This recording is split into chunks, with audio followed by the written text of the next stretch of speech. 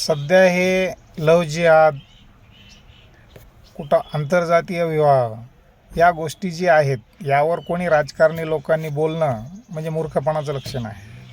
हे लोक प्रेम करतात, प्रेम करून लग्न करतात आणि जेव्हा यांचं लग्न टिकलं नाही, यांचं जर मध्येच यांचं खटकलं की हे लोक समाजाला बदनाम करतात आणि समाजाला बदनाम करून स्वतः TRP मिळवतात आणि TRP मिळवून हे यांचं नाव मोठं करतात.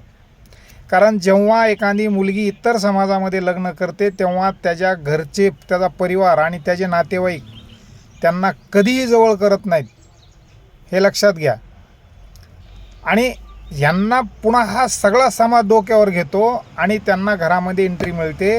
हे बरोबर नाही आहे. यामुळे दोन समाजामध्ये तेढ निर्माण होते. मग अशा ठिकाणी जर मुस्लिम मुलगा असेल आणि हिंदू मुलगी असेल तर मुस्लिमच्या तरुणांनी मुस्लिम मुलगा जोडला पाहिजे आणि हिंदूच्या तरुणांनी, महिलांनी मुलगी जोडली पाहिजे.